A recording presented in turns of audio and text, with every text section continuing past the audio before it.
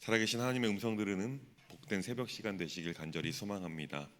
오늘은 진짜 백이라는 제목으로 함께 말씀을 나누고자 합니다. 우리가 살아가고 있는 이 세상은요, 진짜와 가짜가 혼재해 있는 세상입니다. 심지어 가짜가 더 많죠. 물건 중에서도 가짜, 모조품이 얼마나 많은지 모릅니다. 물건뿐만이 아닙니다. 수없이 쏟아지는 정보 속에서도 가짜 정보들이 판칩니다. 전문 용어로 카더라 통신이죠. 오락하더라. 우리가 코로나 시국에 참 많은 거짓 정보들 때문에 많은 손해도 봤습니다. 심지어 우리 제주도에는 바람이 많아서 코로나가 잘 넘어오지 못한다, 이런 말도 있었잖아요. 그런 거짓 정보들이 너무나 많다라는 것입니다. 그래서 많은 그 거짓 정보들 때문에 손해를 보는 사람들이 너무나 많습니다. 그리고 특히 이 시대의 대한민국은 진짜 경계해야 할 것은요, 가짜 뉴스들이 너무나 많이 나오고 있습니다. 자신들이 다 전문인처럼 유튜브나 이런 매개체에 나와서 가짜 뉴스들을 마구마구 퍼뜨립니다. 우리는 이러한 세상 속에서 살아가려면 진짜와 가짜를 분별할 수 있는 분별력이 필요합니다. 그런데 신앙의 영역도 마찬가지입니다. 가짜 신앙이 얼마나 많은지 모릅니다. 마태복음 13장에 보면 이런 말씀이 있습니다. 양의 탈을 쓴 이리가 있으며 알곡과 가라지가 함께 자란다라고 말입니다. 그렇다면 진짜 신앙, 참된 그리스도인의 모습은 어떤 모습이어야 할까요?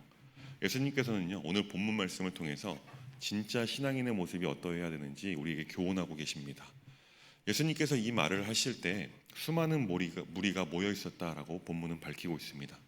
하지만 예수님께서 먼저 수많은 무리들에게 말씀을 전하신 것이 아니라 제자들에게 말씀을 전하셨고 경고의 말씀을 하셨습니다. 1절 말씀입니다. 함께 읽습니다. 그동안에 무리 수만 명이 모여 서로 밟힐 만큼 되었더니 예수께서 먼저 제자들에게 말씀하여 이르시되 바리새인의 누룩 곧 외식을 주의하라. 아멘. 예수님께서는 제자들을 향해서 바리새인의 누룩을 주의하라라고 권면하십니다. 당시의 바리새인들은요, 겉으로는 경건한 신앙인처럼 보였고 거룩한 모습이 보이는 것처럼 보였지만 그들의 속은 탐욕과 위선으로 가득했습니다. 예수님께서는 그들의 신앙이 가짜임을 지적하고 계신 것입니다. 그렇다면 우리가 바리새인들과 같이 가짜 신앙이 아니라 진짜 그리스도인으로 어떤 삶을 살아야 할까요?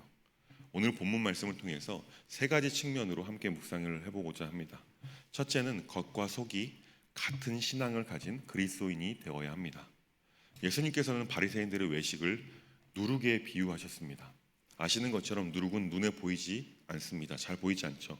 하지만 반죽 전체를 부풀게 할 만큼 힘이 있습니다. 바리새인들의 위선도 마찬가지입니다. 그들의 작은 거짓이 점점 커져서 신앙생활을 결국에는 무너뜨리게 만들어 버리죠. 그렇기 때문에 예수님께서는 그들의 누룩과 같은 외식적인 행위를 경계해야 한다고 제자들에게 권면하신 것입니다. 이어서 2절과 3절 말씀을 보면 예수님께서는 감추인 것이 드러나지 않을 것이 없고 숨긴 것이 알려지지 않을 것이 없다라고 말씀하십니다. 우리는 때때로 사람들의 시선을 의식하며 살아가게 되죠. 교회에서는 거룩한 척하지만 세상에 나아가서는 전혀 다른 모습을 보일 때가 너무나 많습니다. 하지만 하나님 앞에서는 모든 것이 드러날 줄 믿습니다.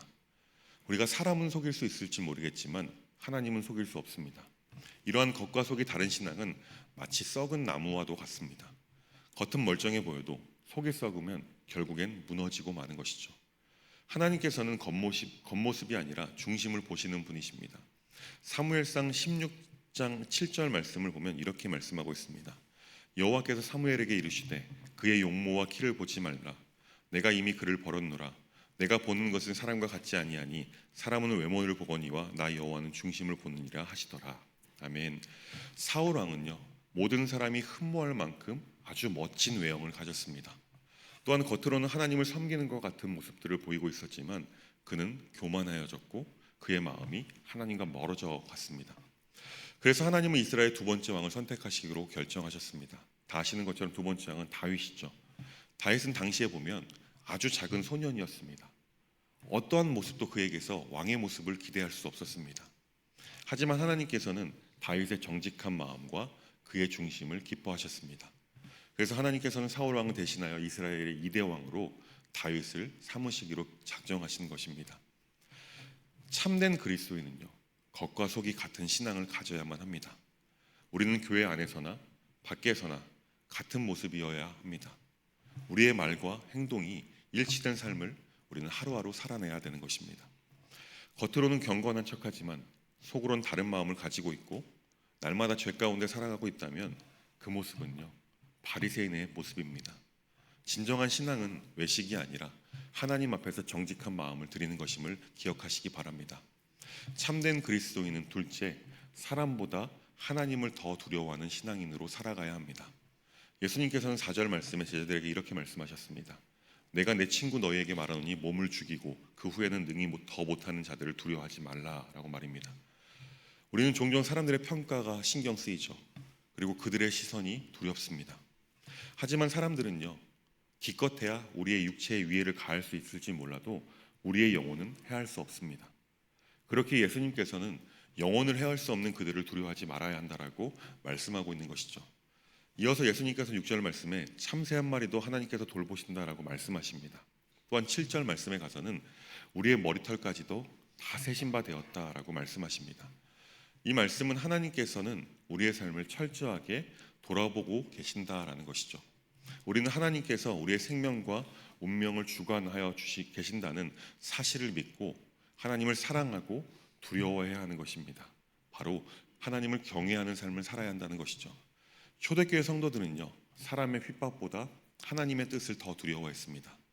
스데반 집사는 돌에 맞아 죽으면서도 하나님을 두려워했다고 사도행전 7장의 말씀을 통해서 우리가 알 수 있습니다.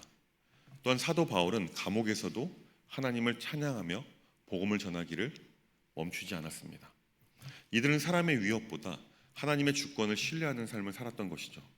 그렇습니다. 참된 그리스도인은요, 사람보다 하나님을 더 두려워해야 될 줄 믿습니다. 우리는 사람들의 시선을 의식하며 신앙생활을 해서는 안 됩니다.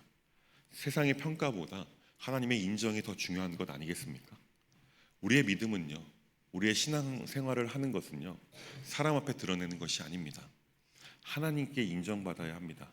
사랑하는 성도 여러분, 세상은 때때로 우리를 핍박할 것입니다. 그러나 우리가 하나님을 두려워하기 시작할 때 그 어떤 어려움도 이겨낼 줄 믿습니다. 세상의 권력이 아닌 하나님의 권위를 인정하는 것이 참된 신앙인이 마땅히 가져야 할 태도임을 기억하시기 바랍니다. 참된 그리스도인은 셋째, 성령을 의지하는 신앙으로 살아가야 합니다. 8절 말씀 보겠습니다. 함께 읽습니다. 내가 또한 너희에게 말하노니 인자도 하나님의 사자들 앞에서 그를 시인할 것이요. 아멘. 이 말씀이 의미하는 바가 무엇입니까? 우리가 가진 신앙을 부끄러워하지 말라는 것이죠. 또한 우리의 신앙은 어떠한 핍박이나 환경 속에서도 끝까지 붙들어 지켜야 한다는 것입니다. 예수님께서는요, 제자들이 공예와 권력 앞에서 끌려갈 때 염려하지 말라라고 말씀하십니다. 왜냐하면 성령께서 도와주실 것이기 때문이다라는 것이죠. 12절 말씀 보겠습니다. 마땅히 할 말을 성령이 곧 그때에 너희에게 가르치시리라 하시니라. 아멘. 그렇습니다. 사랑하는 성도 여러분, 우리가 어려운 상황을 마주했을 때 핍박을 당하는 상황 가운데 몰려있게 되면요, 우리의 힘으로 신앙을 지키는 것 어렵습니다. 그러나 성령께서 도와주신다면 가능한 것이죠. 그렇게 우리는 성령님의 도우심을 날마다 구하는 삶을 살아야 합니다.